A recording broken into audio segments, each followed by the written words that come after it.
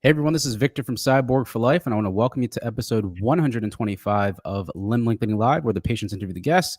And today we are doing our monthly live Q&A with limb lengthening surgeon, and we have Dr. Craig Robbins back again. Welcome back, Dr. Robbins. How are you doing? Oh, thank you. Yeah, he's here.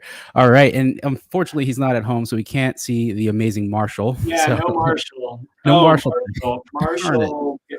We had a going away party for one of our partners this weekend, and I cooked a lot. We'll get to that later.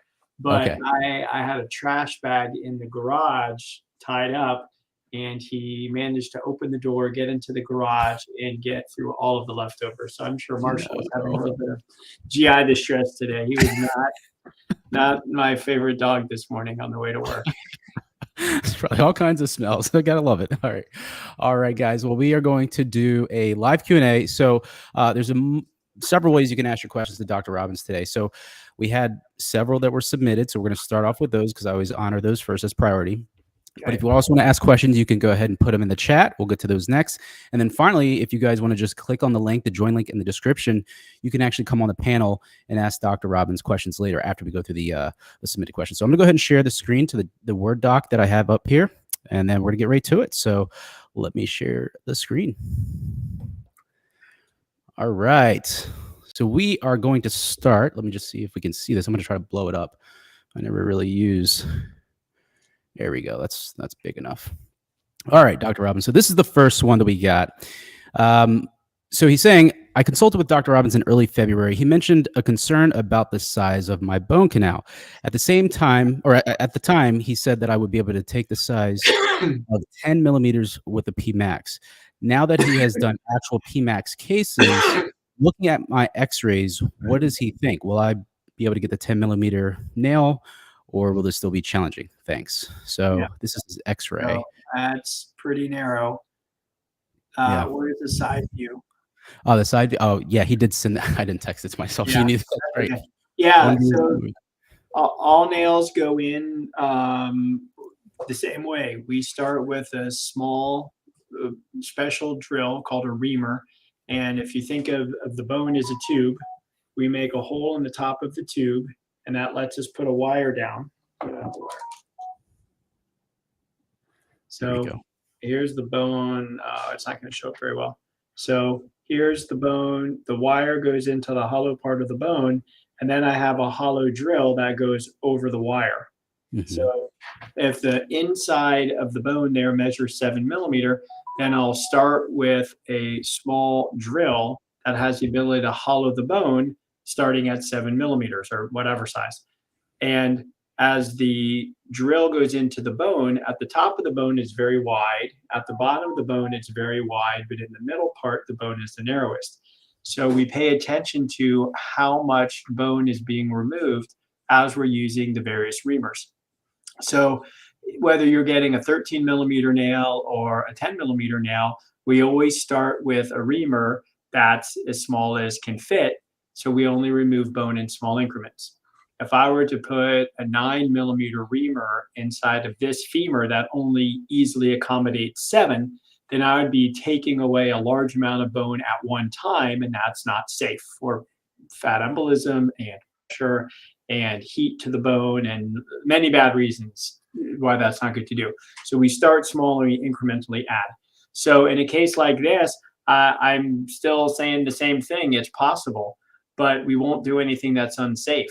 And just because your bone may measure narrower than other people, your body may tolerate the reaming very well. There are other patients who may have a larger bone, and even just doing a small amount of reaming may affect their lungs for whatever reasons. And if the anesthesiologist is telling me that you're having a problem during surgery, we're not going to keep removing more bone. It's not safe, especially if it happens on the first side, and then you still have a second side to do if it's safe to proceed at all. So is there a guarantee you'll get a max nail? No. Is there a guarantee we could at least put the 8.5 millimeter precise 2 nail with a 50-pound FDA official weight bearing? Yes. Can I tell you positively? No. Not till we're doing the surgery. Because what if you're having a problem? I'm not going to promise you something, and if you're having a problem and I can't do it. So we have had patients say to us before, if you can't put this certain implant, then stop what you're doing and don't do more. I don't want to wake up with whatever the implant is. It's not that we talked about. That's never happened. We've had the conversation, but never had to do that. So I suppose someone could say, start the surgery. If you're not able to put the max nail, then don't do it. And my response to that would be, I think you're thinking about this the wrong way. Just because the max nail gives you the ability to stand unassisted and walk unassisted, according to our decision, FDA approval was for less, but we're letting our patients' weight bear up to our specifics, and so far everybody's doing fine. But just because you may get the max nail, one, you may gain weight, or you may not get the nail you think you're going to get. But that's not what makes the lengthening successful or go well. It's not the implant, it's the surgeon and the therapist and how hard you work. So it may be an inconvenience compared to what you're planning for to be able to stand unassisted or walk unassisted. But we've only had the max nail for 3 months. We had Stride for a year and a half. Thousands and thousands of patients have had surgeries with the Precise 2 and have all done great. So it may be more of an inconvenience, and I appreciate that, but it's never going to be an inconvenience at the risk of your safety.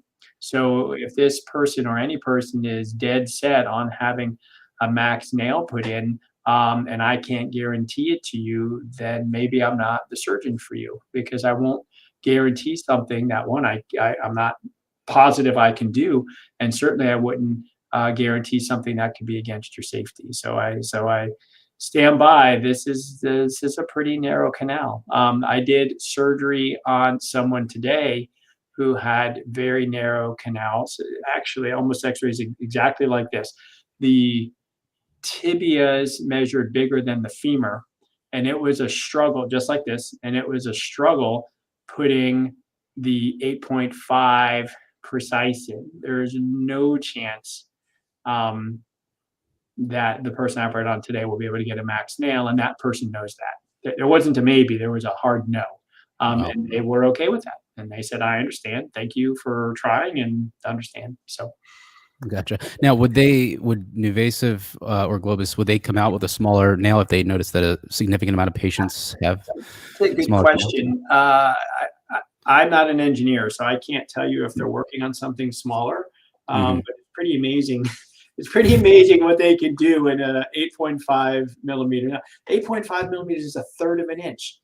Literally, we're putting a device in people that allows them to put 50 pounds of weight on it, which is just astonishing. You feel like you could take the thing and break it. I mean, you can't. It's titanium. It's strong. But it is shocking, the engineering that's gone into these things. And the proof is in the pudding. Thousands and thousands of patients have undergone, not me, not stature, everywhere across the world. So many of these have been used successfully. So again, I apologize if this particular patient needs to know if they're getting the max nail. If I had to flip a coin, I'd say no, but I'd love to be wrong. We'll find out in surgery. How are your lungs handling it? How are you handling it? How much bone is being removed? We can check that on an X-ray, because there's a little bit of magnification error. In this case, 1 millimeter may be a huge difference. A millimeter and a half is a 8% of the width of this bone. So we check in surgery and we do what we think is safe. So no guarantee. I stand. So would you say that it's 50% that you can tell from the X-ray and the 50% you tell intra-op, like from the surgery? If it measured 10 millimeters, the hollow part right now, 100% I could get a 10 millimeter nail in there. And you say, well, that's brainless. Anybody could figure that out. Remember, we remove 2 more millimeters of bone than the size of the nail, so the bone can slide around the nail to allow for lengthening. So we have to remove 12 millimeters of nail to put a 10 millimeter rod.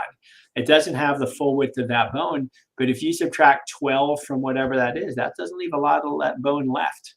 Eventually the rod comes out and they have to have enough bone to avoid fracture. Well, the fact that we're removing some bone means your bone is a little bit weaker. Good thing the human body builds in lots of excess. And we have not, to my knowledge, had any post-removal fractures. which means, I think, a safe way to analyze that statement is that we haven't removed too much bone on any of our patients yet. That puts them at risk for fracture after removal, whenever that may be. So we don't want to start now. We don't want to put in a nail too large at the future expense of this person's safety, or safety now, or health down the road. That's fair. Awesome. Great answer. Okay.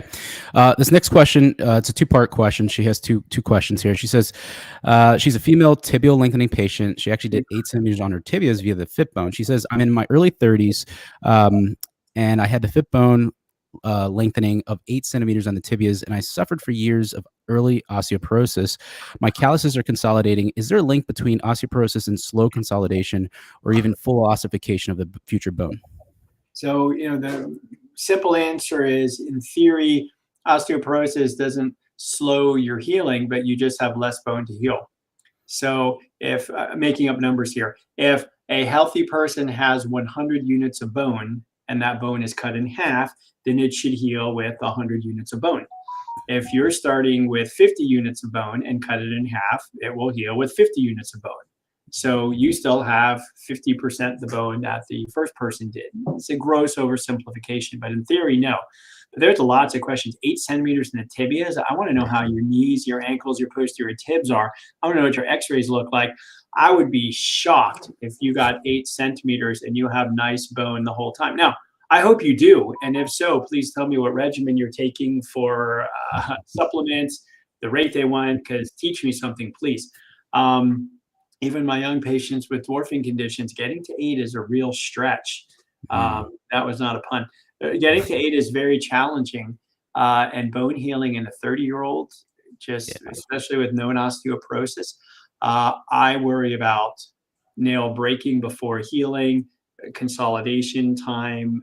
Wow, there's a lot of things. So short answer is, there's a link. If you have osteoporosis, you have less bone density, which means you have less bone to potentially heal. But you're still expected to make bone and heal. That being said, if you were my patient with osteoporosis, I would watch your bone very carefully. As always, at the Paley Institute, we never promise length. We promise what we believe is safety. We promise what we're doing to be safe for you. And before you'd get to 8, you'd get to 7, you'd get to 6, you'd get to 5. I'd make sure your bone looks great at 2 centimeters before we talk about 3, 4, or 5 centimeters. And very low threshold to slow down or pause. But if you got to 8, I hope your bone looks great. Yeah, and that kind of brings up her next question here. It says, considering now they granted the context of this email that she sent was that she was granted 25% weight bearing this week. So that doesn't mean full weight bearing, so it's not fully healed. You're right. And now her next question is saying, considering a normal lengthening process, typically in your experience, that's not normal. There is no normal. And I know nothing about fit bone, so I could tell you, if someone came to my practice with a precise nail with 50 pounds, the decision to weight bearing has nothing to do with time. It has everything to do with x-ray. So when you look, in my opinion, to have enough healing on at least 3 of the 4 cortices, front, back, inner, and outer, then I would make a decision. But it's not just that. It's how much do you actually weigh? Is this both sides or one side? This is obviously stature, so it's both. But I'd have to see. One x-ray for stature lengthening healing is not worth much. You need 2 views, front and side, but also having older x-rays to be able to look at just the way things are healing, progressing over time, looking for the trend. So 8 centimeters, let's say you have normal bone healing. Well, if 5 centimeters takes 2 to 3 months, 8 centimeters would take an additional month and a half at least, I would think. So full weight bearing, a long time. Wow. Okay. All right. This next question here. Hi, Dr. Robbins. My 12-year-old son had a femur fracture 9 months ago. 7 months after surgery, we noticed a 1.3 centimeter to 1.5 centimeter discrepancy in his right femur. He is currently 158.5 centimeters tall. We don't have sufficient x-ray data to measure his right femur growth rate or predict his possible final discrepancy yet. During a recent appointment with a pediatric endocrinology doctor, we were informed that my son's puberty is progressing too quickly, with bone age nearly 2 years more than his older than his real age. Without intervention, he may only grow to 170 centimeters. The doctor would typically recommend human growth hormone to extend his growth period. But with my son's femur discrepancy, the doctor is uncertain about using it, and it may impact his discrepancy. We now have a limited window to start the HGH to aid his growth. What's your opinion on this matter? We're also considering epiphysiodesis, growth stoppage. Okay, growth stop, of this growth plates to avoid limb lengthening. But if it's not feasible, we understand that limb lengthening might be necessary in the future. Gotcha. So there's a lot. So we're making huge assumptions here. Okay, so let's assume it was a fracture from trauma, not from some tumor or congenital thing that's affecting the normal growth. Let's assume this child had equal limb lengths before they broke their leg. Let's assume the growth plates were not affected in this child. That's a lot of huge assumptions. So all that being said, that's issue one. If your child heals with a ½ inch difference, basically 1.3 is a ½ an inch to 1.5 discrepancy, is that because the bone was put together, shortened, or was the bone put together end to end and we're uncovering a difference that's always been there? So if this is a normal child with normal bones and a normal discrepancy, whatever it was before, then growth is normal. So if it healed perfectly with a 1.3 centimeter, then growth is going to be normal. Now, young kids who have fractures can actually stimulate overgrowth, and we don't even know if the discrepancy is on the affected side or not. So if he were 3 and he healed, he could actually overgrow his femur up to 1 inch, make the broken leg grow faster because of the increased blood flow. So if it has normal growth plates, then the discrepancy you have is going to grow at the normal rate that it's done before. So if you're on HGH, everything is going to grow and this difference shouldn't change. Congenital problems, if they've never been noticed, and a 12-year-old would usually have a much bigger difference than this. And why that's important is if you were 6 years old and had a 3 centimeter difference and just found out, and then went on growth hormone for a bunch of years, that 3 centimeter difference would become bigger because it's big now and you're only 6 years old and you have a lot of growth left, right? So this kid is 12, puberty age is 14 or 14 and a half. They don't have a lot of growth left. So even if this was a congenital problem, a 14 and a half-year-old is only going to pick up another millimeter or 2 difference with a congenital problem. So I'm not a growth person expert, but I wouldn't worry about the discrepancy from growth hormone if there's normal growth plates. The discrepancy shouldn't change. If it's left over from the trauma, maybe it'll go away some just with interval healing. But I've said this before in different scenarios, but if I had the choice, and 1.5 centimeters isn't very big, it may never bother him. He could wear a 1/4 inch shoe lift and get on with his life. But let's say it becomes 1.8. If I had a 1.8 difference in my child, all things being equal, I would rather add 1.8 centimeters and do a growth stoppage for many reasons. First of which is because it just feels intuitively better to operate on the affected leg. Well, we'd have to prove the short leg is the affected leg because there are conditions that make the long leg the affected leg. But anyway, I can very well control lengthening, growth stoppage. There's some calculations and what if the x-rays are wrong or you're wrong or you mistime the growth spurt and you do surgery and then it doesn't do what you wanted it to do. So for a difference like this, if you did the growth hormone and it becomes 2 centimeters, you wait till growth is over, there's no predictions, and you add growth. It would be silly to do growth hormone and growth stoppage. Like that just is counterintuitive. You're going to give them growth hormone with all the potential risks of that to gain a few centimeters, and then you may stop growth to keep the legs equal. What's the net gain? These seems counterintuitive to me. So, you want to send me x-rays, set up a consult, happy to look at your particular x-rays, happy to do that. But whatever all that's worth. I actually think he's the one who's been on the live before, and he's I think he's actually looking to talk to you. So he's very interested with that. All right. The next question here is, Dr. Robbins, have PMAX patients been able to push to 5.5 or 6 centimeters on, I think this is for tibia. Yeah, for the tibia, or are they still sticking with the 5 centimeter safe limit? And this is assuming that the PMAX is available for the tibias, or is it just They are me and Dr. Paley. We are determining what's safe, right? It's not arbitrary. We don't just say 5 centimeters because that's safe. That doesn't mean anything. We say 5 centimeters because based on decades of experience in lengthening patients, most patients can tolerate up to about 5 centimeters, and then more problems start happening.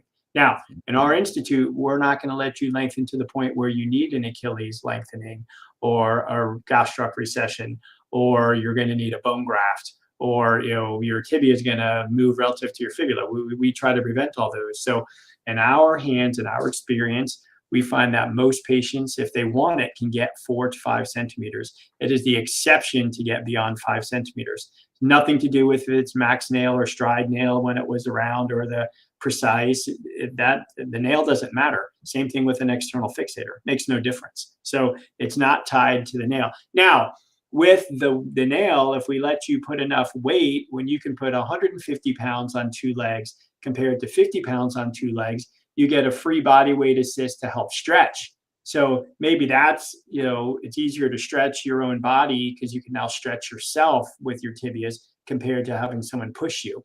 So definitely not enough numbers to parse that out. We have someone who just finished quadrilateral and they did about 3 centimeters in their tibias. They were not very agreeable to wearing their splints in the beginning of the process. We'll leave it at that. We have other patient who has gotten to 5. So a lot of it is in the hands of the patient and their therapist. So you don't suddenly become unsafe at 5.1. You could be unsafe at 2.1. We've seen that. You had someone come. I've told this story. Victor knows about this guy who maybe will come on and either anonymously or openly share a story. I did his femur lengthening, and about an inch into it, there was a family emergency and he left. And then a year later, he came back and had his rods removed and he's getting on with his life and everything's fine. Then a year later, he decides he wants lengthening, but for other personal issues, he goes to an out-of-country place. And 10 days later calls me and sends me a picture from his hospital bed in this other hospital where he has an open wound and you can see the shiny reflection of the hospital lights off of the metal inside of his leg. And that was at about 9 millimeters. So that's unsafe. That has nothing to do with a max nail. That has nothing to do with a 5 centimeter limit. So if you're able to get to 5 centimeters and your nerves are good, your bones are good, your flexibility is good, everything's good, we don't arbitrarily stop you. We'll let you keep going. But I cannot talk to you about 5.6 till you get to 5, and I can't talk to you about 5 till you get to 4, 3, 2, 1. Everybody starts at 0. Well, technically, we test the nail in the operating room. Everybody starts at 1 millimeter. You give them that one. They got to get 1 millimeter. You get the 0.1. I love it. All right. The next one. When is the PMAX re-release anticipated? End of June is what I'm hearing now. Middle to end of June. Okay. All right. Cool. So that's about a month away. Keep your fingers crossed, everybody. All right. The next question here. So this guy had a question. He's saying supposedly less need for a caretaker with the PMAX than the P2.2, precise 2.2. How long have PMAX patients typically been using or needing a caretaker after their surgery? Yeah. So Angelique can probably answer that better because she probably has hard data for you. But yeah, in theory, if you can stand on your own, that makes showering, bathing, cooking easier, even if it's just standing compared to walking. We generally say, regardless of the P2 or the PMAX, that somebody should be with you for at least the first few weeks. That gets you through the discomfort of surgery. That gets you through learning how to do the machine, setting up a schedule, how to get on the bus to come to therapy, meeting some friends in the institute to help you do therapy. So in theory, it should be less for the PMAX, but regardless, we say at least a few weeks, whether it's PMAX or 2.2, you should have somebody with a caregiver. Okay. Not a great answer, but in theory, it will turn out to be less with the PMAX. Right. For those reasons, standing unassisted is helpful. Absolutely. To cook and do all the things.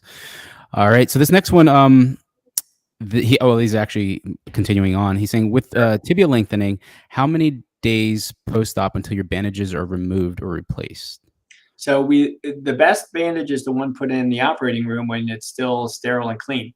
So if your bandages have very minimal oozing underneath them or blood spillage underneath them, we'll keep them on for at least a week.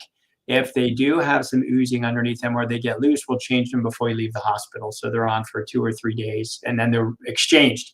And then about a week later or so, when you come for education on your ERC and programming, then we'll remove them. Whether they go back on or not depends on if the sutures are irritated or what it looks like.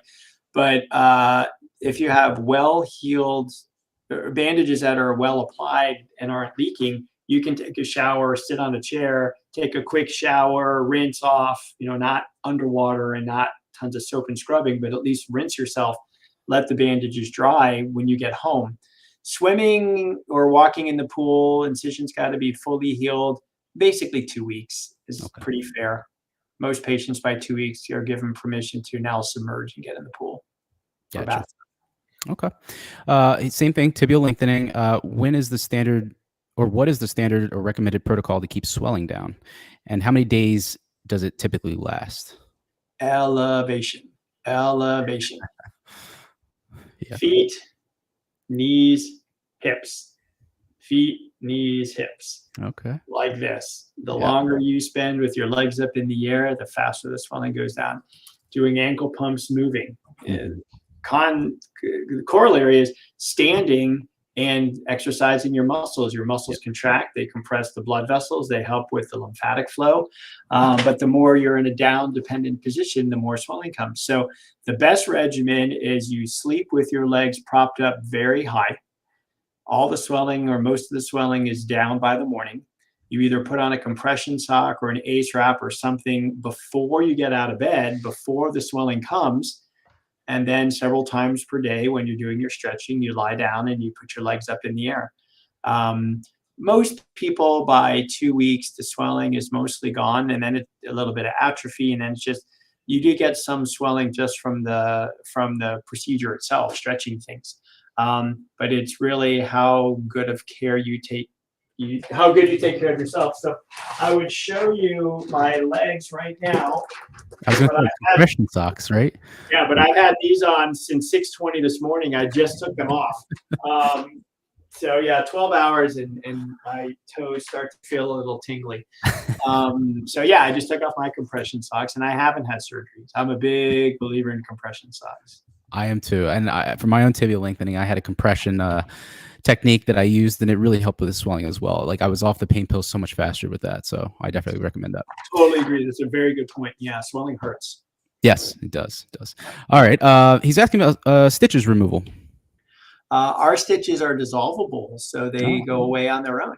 Occasionally, we'll use some sutures that have to be removed very, very, very, very, very rarely for statures as other things. Sometimes some of the removable sutures, sometimes, but 5-10% of patients, if there's 30 stitches put in for various incisions, at least 1 or 2 of them, one of the dissolving knots that holds the suture in place, will get irritated under the skin and make just a little bit of superficial irritation, and then that comes out maybe another week or 2 later. But we don't have to actively go search and remove sutures. They're engineered to be dissolvable on their own. Oh, nice. Awesome. All right. These are the following questions from, his name is Bad Doggy. That's his nickname. All right. So he's saying, Dr. Robbins, what are your thoughts on, now this is about clinics, other clinics, lengthening procedures. He just wants to get your opinion. What are your thoughts on clinics that go beyond 8 centimeters on the femur using the LON, lengthening over nail technique? I wasn't part of Dr. Paley and the original design team's decision for 8 centimeters, but you've heard Dror say if it went to 10, everybody would want 10. If it went to 6, everybody would want 6. It's kind of arbitrary, but not arbitrary. But at some point, it's too much to do at once. Think about it. If we're doing combined quadrilateral, our average limit is about 10 centimeters, 9 to 10. That's stretching from the hip all the way down to the toes, which is, I guess, what these people are doing, 10 centimeters in just the femur. At some point, it's a lot for your body to recover from. And then at some point, it's also about aesthetics. So an 8 centimeter lengthening in a 150 centimeter person is probably similar to a 9 centimeter lengthening and a 175 centimeter person if you're looking at proportions, whatever those numbers work out to be. So I'm not going to be the one to say, oh, 9 centimeters makes the disproportions look terrible, because it's not up to me. As we've talked about, and any of my patients will attest to, I'm very, very big on, once we get past 2 or 3 centimeters, I say to my patients and their families, take a step back and don't just look at your height on the wall. I want you to actually focus your eyes on your legs, and not just as you stand, like put on not a lot of clothes so you see your legs all the way, like a bathing suit or something, and then sit in a chair and look from the side, because I want you to see how your femurs are elongating, your tibias are elongating, or where your knee is relative to the feet and relative to your hips. I don't want you to just focus on, I'm now 4 centimeters taller, my head is taller than where it was, because it's getting there through lengthening one segment, majority femur, or 2 segments, then the proportions remain more normal. But it's, at some point, we all agree, this much would probably be too much in one bone segment. Now, if I'm 9 feet tall, maybe it's not, and then it's a proportional thing. But I've seen people who have had 11 centimeters on their tibias, and and he was very thin, and they did lengthening over nails, and then he got infected, and then they put plates in him, and then he went into valgus, and then he got Aquinas contractures, 11 centimeters, shockingly. It's a big, long reconstructive process. And basically, I cured his infection. I got him straight. I helped him with his Aquinas, but we didn't cut out 4 centimeters of bone, which you actually could do. You could do tibial shortening. He didn't want that. But the point is, he was very thin, and he had knobby knees, and he wore tight-fitting clothes. And when he was standing, his knees just looked disproportionately high, 11 centimeters. Difference between the foot and the ankle, the foot and the knee. So what are my thoughts? Our nails only go to 8, so we stop at 8. Not everybody gets to 8. I'm shocked people are getting beyond. I would love to know how quickly they heal. I would love to know how quickly they return to function. I would like to know what soft tissue releases they get, because people get tight at 4 centimeters at the hips. They get tight at 5 and 6. I can't even imagine if we now develop a nail to 9 centimeters, I'm retiring. I couldn't. The extra work for you as the patient, and the extra anguish for me as your treating surgeon, even from 7 to 8 centimeters, is like twice what it is at 5 to 6. So I'm flummoxed and shocked that people are getting beyond 8. If a patient was, let's just say that they didn't have any issues, I guess that this question's more like, if they didn't have any issues, you would let them kind of cruise to the 8 normally, but then what if cruises to 8? I don't arbitrarily stop you if things are going well and you truly appreciate the way you look and appear and x-rays are fine, then we stop at 8, because that's all the rod goes. I'm trying to think now, which is, how many patients, if they had a 9 centimeter nail, could have gone to it? I mean, obviously I've done hundreds and hundreds, so there's got to be some that could have, but would it be younger people would be better off? That's a good question, because I tell you, my fastest healer, although she was 5 + 5, was 62, 63. 63? What? Fastest healer, 2 months healed. Yep. Slowest healer, 19-year-old femurs for 7.5 centimeters. I guess, because I know that this question, I mean, he's really focused on the LON, because these pins are going from outside in, and you guys typically use the internal nail. How are they getting enough range of motion with the fixator? That's what I was going to touch on, about that, right? Yeah. We lengthen kids. So if you're a kid with a congenital problem and we have a fixator on your femur, getting to 8 is a bear. Right. And they're kids, and they're designed to grow. And fixator pins are not fun at all. Yeah. I've had one. So, I don't know. So good for them if they're able to do it and the patient wants it and it's safe and they're not losing alignment, then that is a technically laudable feat, and that's very cool. I would like to see before and after pictures and video of that. Yeah, because I know that those pins, they kind of cause the muscle to kind of tighten up and get really stiff, and it's hard. It's uncomfortable. Yeah. All right. The next question here is, He's saying also some clinics recommend lengthening up to 1.5 millimeters per day during the first 10 days of lengthening because of the risk of premature consolidation, although he hears that early bone consolidation is quite rare. Therefore, stretching at 1.5 millimeters per day is not the standard approach. Is this true? I can speak for us. So I've had, that I can think of, one patient. So first of all, no, that's crazy. I- I've had one patient with premature consolidation of the femurs that I can think of. He was 50 something years old and it happened at 5.5 centimeters. And we knew it was happening. He was at a millimeter per day. He was making great bone, and the machine started making weird noises. It makes a grind or a hum or a hiss, or it vibrates. It gives you some indication something's weird. So I think we increased his rate, because if he was putting 10 millimeters of length into the machine, the nail was only lengthening like 7 or 8. So there was drag. So it was not capturing everything. So I think we even increased his rate. So the machine was doing 1.5 per day to try to get him up to 1 per day. Anyway, he consolidated. He opted to have surgery to re-break the bone. We started lengthening immediately instead of giving latency, and he consolidated again at like 7.6 or 7.5, and we called it a day. And he was 50 something years old, great bone, but he had great bone. Yeah. So there's the one patient I can think of on any femur consolidation, and that's got to be, I see a lot of the post-ops, whether it's my partners or Dr. Paley doing it, and we see all the surgery patients, and I can't think of one femur precise premature consolidation besides that guy in the last 5 years, and that's got to be 2,000 legs. So wow. Yeah, it's very rare. No, we go at 1 millimeter per day on the femurs, and we're not having problems. So that just seems like it's hard to recover. So here, ask another way. What's more common, poor healing or premature consolidation? Poor healing. Yeah. By 1,000 to 1. Yeah. Every patient you show me has poor healing practically, right? Absolutely. So would you rather create a big gap that increases the risk of poor healing, which is 1 in, make up a number, 1 in 50, or would you rather pull it apart, maybe have normal healing for something that's at a risk of 1 in 3,000? I'm making up those numbers to prove the point. So there's no reason to do that.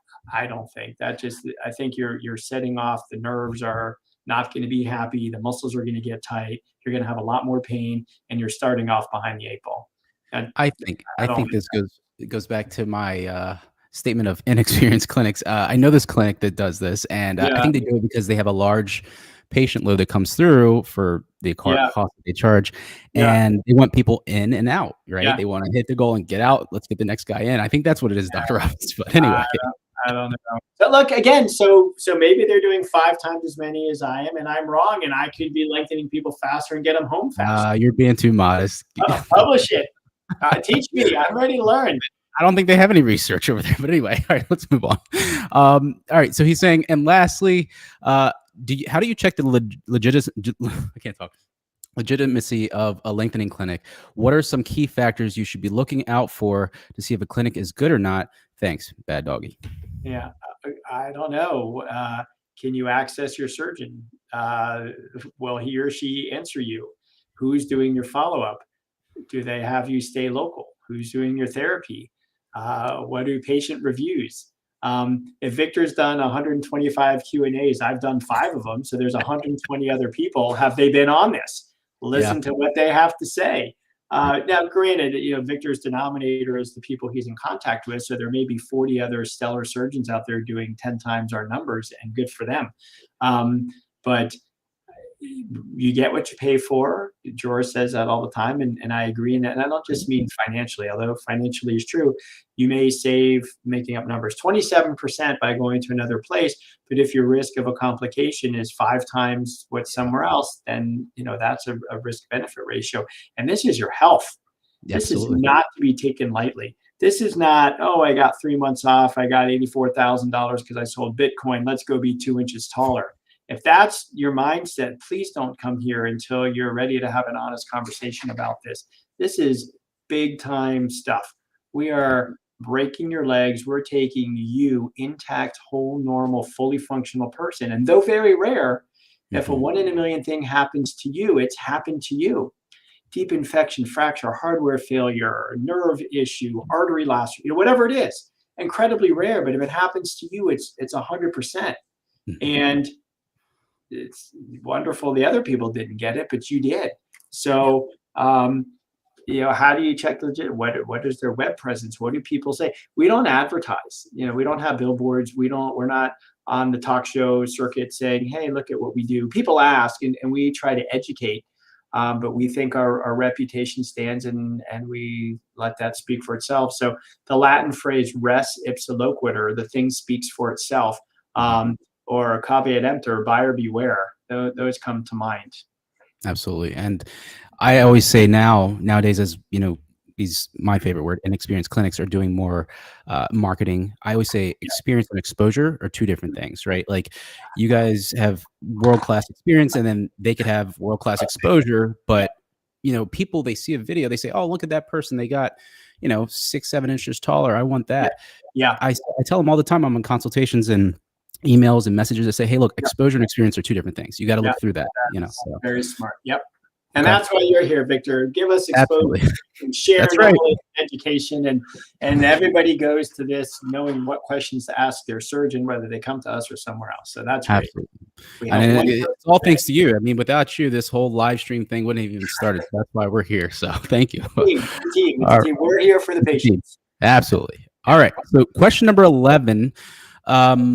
It's a multi-part question. He's saying he's a femur lengthening patient, and he's saying, Dr. Robbins, I'm currently at 3.5 centimeters on my femurs, and I'm noticing that my legs aren't really sitting straight when I sit up in bed. It's kind of bent and stuff. I still have proper knee flexion and extension, but I wanted to understand if this is an early sign of a possible knee contracture. So I don't understand, there's something lost in translation. If you can fully extend your knees and flex your knees all the way, then by definition, you don't have a contracture. But your hips could be tight, and when your hips are tight, that forces your legs. Some people's roll in, some people's roll out. So I'm not quite sure what you're asking. So the best way to know is when you go to your therapist next, you say, hey, I'm concerned about something. Talk me through this. What was I like 2 weeks ago? Pull up your notes. And what am I like today? Am I losing motion, and why? Oh my gosh, what if this patient doesn't have a formal therapist they're going to because they're lengthening somewhere else and they're doing this on their own at home? Then go find a therapist. You're welcome to send me a picture. Take a picture from the side. This is my knee as straight as it goes. This is my knee as bent as it goes, and that's very easy to diagnose a contracture. Now, different positions, different things can be tight. So you can Google this. It's called prone, P-R-O-N-E, Eli, E-L-Y, a prone Eli test, and that's the if you imagine you're lying on your tummy like this, it's this one. So that's testing one specific muscle in the front of your thigh.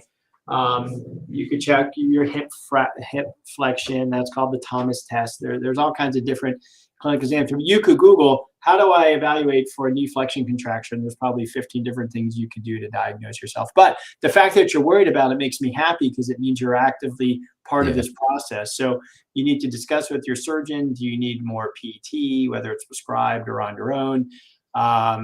How's your rate? Do you need to take a couple of days off? Good for you for being on top of this early in your lengthening. So now my question to this question here is, isn't there something, you know, active versus passive knee bend, like you know, because like if he's just sitting up passively, and then like if it's contracted a little bit, like there's a little bit of a bend, is that, and then if he pushes down with his muscles, then it can get straight. What's more worrisome? Good. So I that's a great question. So like if this is your knee, you know, we'll call this the knee joint. So that's right, 30 degrees bent, and here's fully straight and here's bent.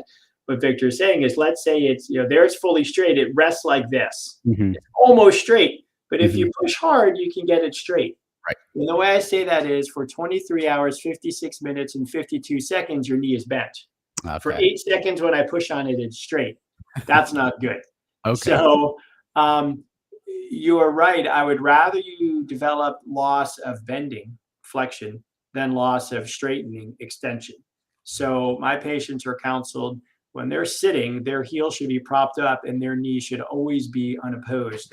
They should always have their heel propped up, so they get a gravity assist for their knee to be straight. Gotcha. Sitting like this does you nothing during stature lengthening. Now, it's hard to sit like this and sit up because it stretches your hamstrings. But and pardon my flip flops. I told you just took my socks off. But yeah, to me, you can afford to lose flexion, but you can't afford to lose extension. So Gotcha. you always want to be able to maintain full knee extension. Makes sense. All right. And it's the unofficial start of summer, Dr. Robbins. You can wear sandals now. So we're after Memorial Day. Yeah. All right. Here we go. Related to this, he's saying, let's say that I make it to the end of distraction and my legs are still in the same condition. Is this something that could be remedied with continued PT? I'm basically wondering if I'm screwed up if I don't reach full or pre-op range of motion by the end of my lengthening phase. So I'm going to take your question and change it a little bit. You're not screwed if you don't reach pre-op range of motion by the end of distraction, because you won't have it. Everybody has some tightness. Now, the question is, how much have you lost? In theory, you'll be able to fully recover as long as you're not lengthening too much. How do you define too much? We say, and these are fluid, if you can't bend more than 90 degrees, you're having a problem. If you can't fully extend, you're having a problem. Now, somewhere between there lies your rate, how much you're doing on your own, how much formal therapy you're getting, how much time you're wearing your splints, if there's splints involved. So all things being equal, if you think you're already getting tight, you need to know. And the way you know is communicating with your surgeon and or your therapist. Take pictures. This is my leg on May 28th with my knee straight, and this is bent, and then you always have something to compare to. So you're not screwed if you're not back to pre-op by the end of distraction. You're screwed if you're not back to pre-op within a few months afterwards. But there are always things that can be done, but we don't like doing surgery for things that don't need surgery. So what I say is, where I earn my money isn't the surgery. Where I earn my money isn't talking to you. I earn my money making the critical decision. Is it safe for you to continue doing what you're doing? If so, why? If not, great. If so, what can we do to change things? So I had a patient in my office today who's at 5 point something, and she started getting nerve irritation. So we did a nerve decompression. She also happens to have slow bone healing. And we're talking about, and she's at 5 something. So I said, you ask me, Dr. Robbins, you're my doctor. How much more length do you think I could possibly get? And I said, maybe a couple more millimeters, like literally millimeters. So what's the point? You're not getting 2 more centimeters. You're not getting 1 more centimeter. Your bone is less than I'd like. Your nerves are irritated and required a nerve decompression, which is very, very rare. And you want to do more? Like, let's take a step back and talk about this. And that's what we call height greed. And I don't use greed to be pejorative, and I'm not trying to be mean, but what I'm trying to do is, and I get it. The patient, they're so focused on 5.2, 5.1, got to do my therapy, got to do this. I took off time, I took off work, it costs all this money. My family misses me. I want to get home, but not till I'm done. And I say to her, if your girlfriend called you and said, I just bought a new car. The problem is it only has 3 tires, but the 4th tire is okay, but I can only drive 42 miles an hour. But if I hold the door shut, it's, like, you would say, what are you doing? That's what we're doing. That's literally what we're doing. You're not helping yourself. Your risk, your danger goes up precipitously because you're already having 2 problems, and there's not many more problems to have. Bone and nerves, that's 2 biggies. And so I think the light bulb's going off, like, you're right. Okay, let's stop and look and say, holy cow, we achieved 5.6 or whatever we did. This is the most amazing thing in the world. I'm 2 inches taller than I was, and I'm going to fully recover from this.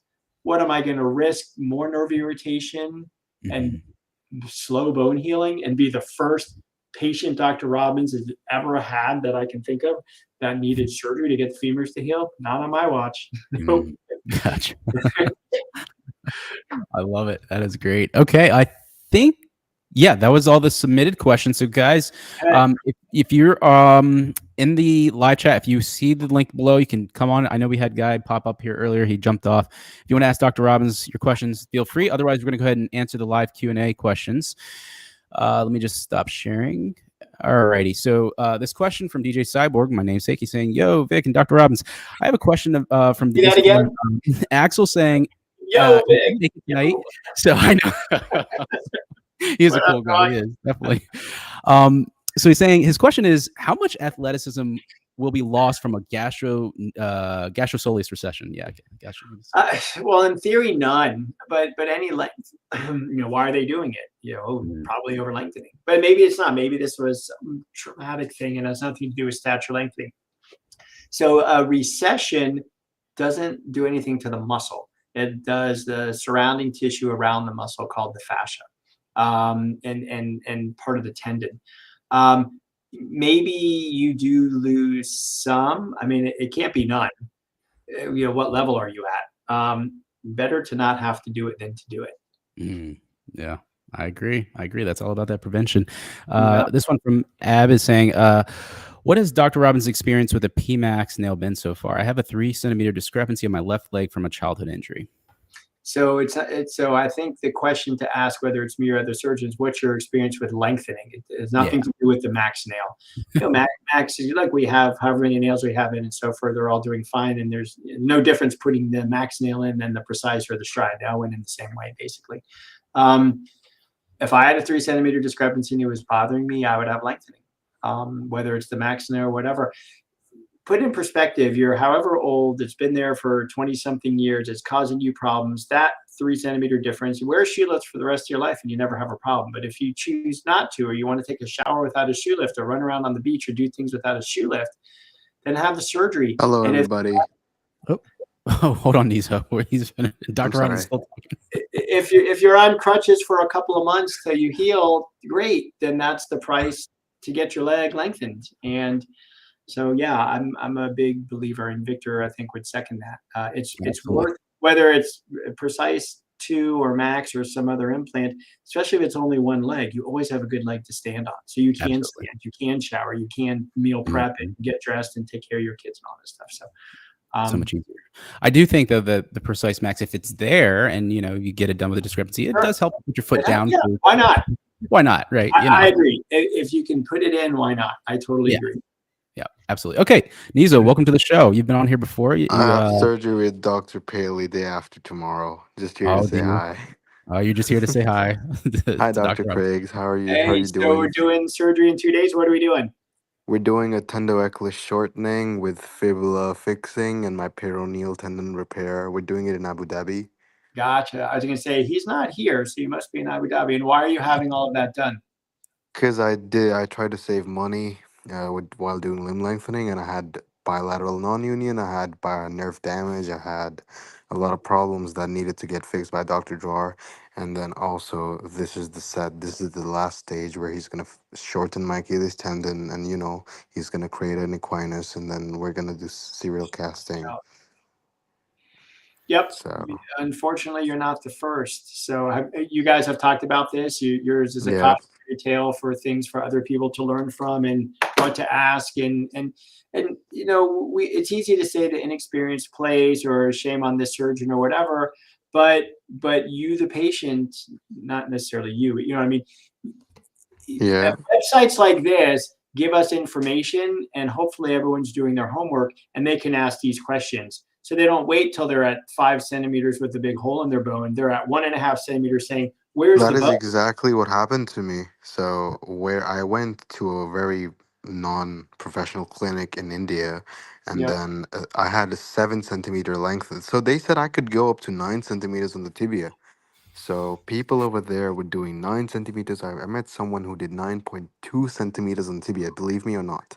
Trust me. And I'm pretty sure you know about the surgeon. Dr. Paley has made him famous. I'm not going to say any names, but, and then he let me lengthen till 7 centimeters. And then when he took off my frames, I had foot drop, I had tibial nerve damage, I had sutural nerve damage, bilateral non-union. He lengthened both my Achilles. He lengthened my left Achilles, that killed my push-off, and my fibula has migrated up. My peroneal tendon is torn, and I basically ruined my life.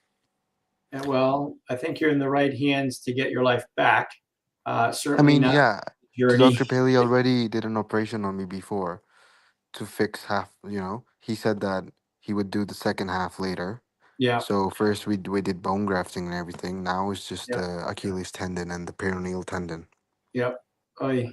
Wow, that's disheartening to hear. And Absolutely. and that's when I say this is not to be taken lightly. It's not to be Uh, taken lightly. I just And have maybe one question, doctor, yeah. because I'm going in for surgery in just 2 days. Yep. I would like to ask. I mean, I've already asked Dr. Paley this 100 times. I keep on emailing every hour. I know he's very Yeah. busy, but I know you have shortened Achilles tendons before. I'm pretty Yep. sure you've done that. Yep. How much strength can I regain? I've Th- lost a lot. Dr. Well, Paley says I've lost a lot. I have yep. no push off. He examined me Yeah. and he was very upset, obviously. He And gets very upset by this. He gets yeah, very takes it so personal when these things happen to people. all I want to know is how much optimism should I go into the OR with? How much should I expect to regain? So I don't know of studies that have quantified it where they've put you on a machine because nobody knows what they're going to have the problem, so they don't know what their strength was before. You do subjectively because this is your body, you've lived with it.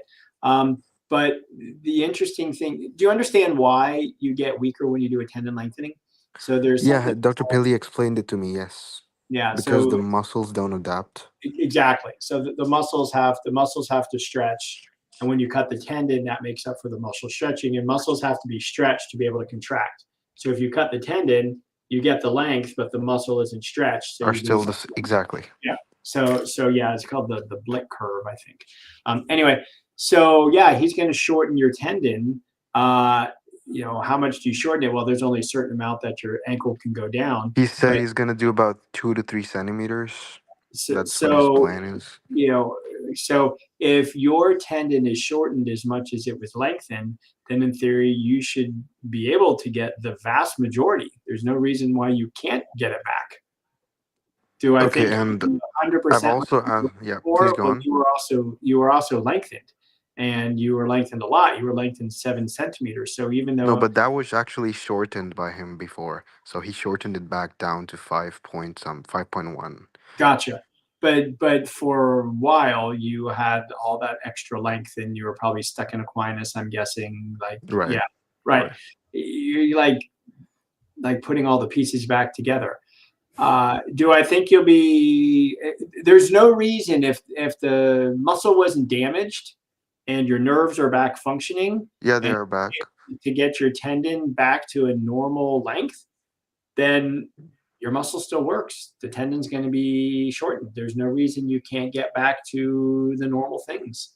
And he said they're gonna do serial casting. Yeah. What's with that? I mean, I couldn't So ask him he much to heals he you was down, right? He wants your ankle.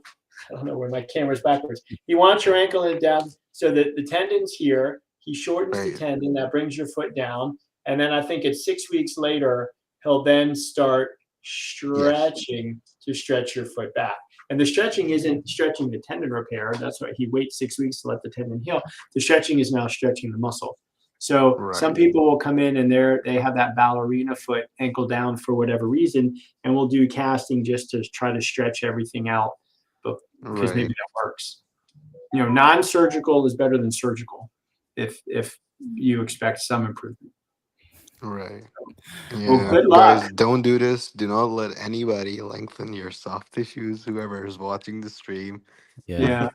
it's And really bad. and really cool I thing can. is we're gonna do a complications campaign, and Nizos is gonna help. His case is gonna help catapult that. We're gonna get other cases. Maybe we can get that one patient. Another guy. Yeah. And we're gonna try to get like 5 or 6 people, and I'm gonna do like a big promo campaign on that to kind of like make patients aware. So definitely thanks for Doctor, I coming just on. know so many people who have worse conditions than me that I cannot name. I know a person that has had 10 debridement surgery, No. 10 debridement surgeries for a femur because he did LON on the femur and his Infection. infection is not going away. There's a big hole in his infection in his thigh It's and crazy. there's pus coming out. There's fever in his body. No, It's crazy. Yeah. It's disheartening, and it's a wake up call for me too. I say it, but I live it, like Right. not taken lightly. Absolutely. Well, Nizo, thanks so much for coming on. We wish you the best with your surgery coming up here. Thank you Keep me so much. posted. You got my number. Keep me Perfect. I'll posted. keep you guys posted. Thank you Right. so much. And we want to And do that complication campaign. So stick around in the next few perfect. weeks. Okay, man. See ya. See you, man. Thank you guys so much. Thank Bye. you. Good luck. Thank you, doctor. I'll keep you updated. Okay. Thank you. All right. We're moving on here. JM's asking, Dr. Robbins, any reports on the max nail bending or breaking yet? So any nail can bend. The bending we talked about doesn't bother me. If I take a long enough steel rod, I can bend it. So there's a certain amount of flex. You want them to be flexible because flexibility helps mitigate against breakage. Yeah. A concrete column doesn't bend because it's brittle. It's very strong, but if you bend it, it cracks and crumbles. It's brittle. That's why you have tension steel and all these sorts of things. Mm-hmm. Buildings sway in the wind so they don't crumble and crack. Marble columns don't bend at all. They just crack and crumble. So strength and brittle is important. So I don't mind a little bending. No max nails are broken yet.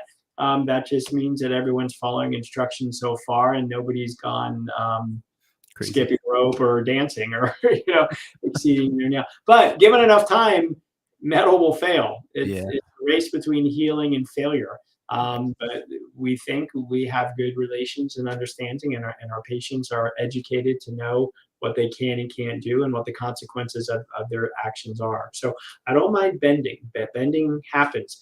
Narrower nail will bend more. The conversation I had with the person today, they got 8.5 nails in the tibias, and I said, you have a higher chance of nail bending and developing valgus than other people because your nails are thinner and a thinner nail to the fourth power. The bending strength difference between an 8 millimeter nail and 9 millimeter nail is like twice as much because 1 millimeter change in radius to the fourth power is where the strength comes from. So larger nails bend less, but I don't mind bending. A little bending is okay.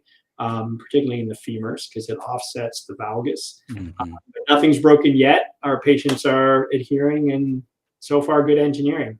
That's awesome. All right. Next question here from Machiavelli saying, will my Achilles tendon regain its elasticity and strength if I do 4 centimeter tibial LON? I think this is kind of just like what we just talked about. So we'll kind of, so you heard that, Machiavelli, so you can kind of take that one. It may even be him. I don't know. Well, he said 7 centimeters, but anyway. Is a Precise Max back on the market? Not yet. We said maybe next month, late next month. Yep. That's just Angelique. Welcome to the show. She said that she's in the chat, answered some questions.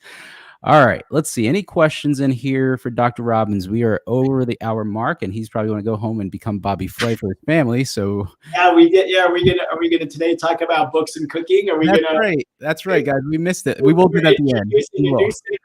Our new segment for Dr. Robbins before he goes after each stream, he's got to talk about a new book that he's reading and something that he's going to be cooking. So, all right, we'll get to that in a minute. Enhanced PV. What would happen if you were to take muscle growth steroids after lengthening? Would you undergo hyperplasia because the muscle is just stretched? We kind of answered this last time. You can kind of mention if you want. I'm not against it, but we're not doing it necessarily to get stronger muscles because we're more important in stretching. It's easier to stretch less muscle than more muscle. But it brings up an interesting point if we just expand the topic and say, what about peptides or other hormones, or you go in the hyperbaric oxygen chamber? I'm guessing there are other things that can increase your healing. And one of our patients today who he just finished quadrilateral, he's getting ready to go home. He mentioned a book. I have to find out what it's called, but there's a guy, a life hacker guy. He's got a podcast and stuff. And my patient today, I said, your bone looks really good. Like, you have more healing than I expect. And he says, oh, that's because I follow so-and-so's and I'm taking their 10 supplements. I'm like, I have no idea what you're talking about, but now I'm going to learn about it because, it's money. And as a lot of people say, supplements make expensive urine because they just go through your body. Victor knows he probably takes more over-the-counter, non-FDA approved pills in a day than most. It's got to be a handful. You must take 30 capsules a day, no question. You're actually right. And my joint supplement alone is 8 pills. So there you go. Right. So does it help? I don't know, but if it doesn't hurt, why not? So that's an interesting question. But in theory, everything is stretching and hyperplasia. So I agree. Don't get an injection. Don't get an infection at your injection site. Just be careful. God, no, don't do that. Random guy, I thought the risk for complications were low, but out of what Nizo said, it seems like it can be common. Yeah, no, look, guys, I have said it several times on the live streams and my videos. It is out there. Dr. Robbins said it. You have to be very serious about this procedure. Don't take it lightly. Pick a surgeon who's experienced. I don't take this lightly. I try to put out the best quality information. Nizo has now several corrective surgeries, and we're going to be catapulting a complications campaign. So if you take anything away from this stream alone, take picking your limb lengthening surgeon wisely. Okay. And, we'll have Dr. Robbins on monthly or so he can kind of answer your questions and guide you on the right path, because I don't want anything to happen to you. I was a patient myself. I talk to a lot of patients. He sees a lot of patients, and it's kind of personal to us, right? We come from this field, and when we see somebody get hurt because of I call it inexperienced clinic, it's just not doing any good for the field. So random guy, the fact that you're listening and watching, hopefully you wouldn't have to get to 7 centimeters before you called an audible or a timeout. Maybe at 2.5 or 3 centimeters, you'd say, what the heck is going on here? And now you have a form to reach out, or you pack up and leave like my guy did at the other place. Because you don't know what you don't know. And if your surgeon, the person who's in charge says everything's fine, you trust them. Now, at some point, that voice has to go off in your head like something doesn't seem right. And hopefully this is helping people have that inner voice, and then not just hear it, but actually act on it. And that's what this is all about. This is 100%. Your surgeon. Most surgeons can do the procedures. They're not technically challenging. It's the management, preventing, recognizing, and being able to treat complications. That's the big name of the game. Jam's back with another one. Dr. Robbins, why do some surgeons use a bone saw instead of an osteotome? How will this affect bone consolidation if the chance is it? I can't imagine for cosmetic people using a bone saw. I use saws, but it depends what I'm doing and where I am. Yeah. So when I broke my tibia today, I don't know, how big is that? Broke your tibia. You mean the patient? That's it. Sorry. When I performed osteoplasty for lengthening of the tibias today, 8 millimeter incision, big enough to put my osteotome. That's it. That's all you need. Femur, 1/4 inch, whatever. It doesn't take much. To be able to put a saw in, you have to open, move soft tissues around. So it's a lot more invasive. Much more invasive, slower healing, more heat, but it's more fine. So let's say I'm taking a wedge of bone out. Well, if I use a saw, I can precisely remove an 8-degree wedge, or 4.5 centimeters of bone is more precise, but you have to appreciate the gain you get in exactitude you are paying for in soft tissue stripping and maybe slower healing. So where are you going to use the saw? I would use the saw in the femur almost anywhere because it heals well. I would not like to use it down by the ankle because it heals less, but we do. So osteotome for a cosmetic elective. Gotcha. Okay. Mo saying, Dr. Robbins, with Precise 2.2, how common is the issue of rotational crown getting loose or broken, and what are the implications? How can it be fixed or taken care of? Taking care of a couple. Again, thousands of nails. I know it happened with some Strides, which is off the market. It's so rare. It's so rare for a nail to fail. You have a bad fall, things happen. It's so rare for there to be hardware failure in the Precise. The implications, so the crown helps control rotation. You have 2 screws at the bottom, 2 at top. If the crown breaks, then you can get free rotation. Well, you heal fast because things are moving, but your leg tends to rotate outward. So the person that it happened for us, I actually put fixators on, and I rotated the bone back to get it straight, and I put a new nail in. How did I know how to get the rotation back? Because I got the screws till they were all parallel. Okay. So if they started like this and ended like this, then you get like this, and then you swap the screws. Yeah, so very rare. Hardware failure is so rare with these things. Very cool. All right, and the last one that we have is Paley and Robbins are the GOAT. That's what it has there. All right, any other questions? Oh, there is one question here. Here we go. It's saying, JM saying, Dr. Robbins, what is your opinion on with swapping out the nail with a trauma nail? Will this cause decreasing in height since the osteotomy site might compress? Right. So you want to get back faster, take the rod out with restricted weight bearing and put in a full weight bearing nail. That's a good point. If you take the screws out, the nail compresses. So you have to apply a fixator to hold the length while you put the new rod in. So it's more scars, it's more cost, it's more, and what do you gain? So, the benefit with the max nail is if you're under the weight limit, you can walk and you don't have to worry about this. Is it worth the extra cost and extra surgery to save 2 months? I don't know. That's for you to decide. Very few of our patients opt for that. Okay. We don't offer it as a routine thing. I'm sure we've done it. But that is the exception, not the rule. All righty. All right, Dr. Robbins, that is the last question. So we are going to do the what's going on with Robbins segment, and that is going to be where he answers the question of what book are we reading now, Dr. Robbins? Go ahead. Okay, so I'm reading. So I just finished A Gentleman in Moscow. So it's a historical fiction set in the Bolshevik Revolution, Russia, 1917. And it's a series now on it's an 8-episode series with Ewan McGregor. Just coincidentally, someone recommended to me. I read it, and then there's a series on it. Yeah. So the concept is a rich person in old time Russia, aristocracy. The Bolsheviks come in and strip aristocracy, and rather than kill him in a field, they let him live, but he is now on house arrest in a fancy hotel. So it follows this fictional character through decades and how things change and what happens. Anyway, I thought it was a great book. And I just started. So my best friend from when I'm a kid died of colon cancer 5 years ago, and his birthday was this weekend. So in honor of him, he was a big Ayn Rand fan. So I am reading Atlas Shrugged, which I do audiobooks. So if anyone does audiobooks, it's 62 hours of audiobook. 62 is one book. So in honor of Jeff, I am reading Ayn Rand. And then I also listened to, so I started that. I did the Toller, the book on Moscow.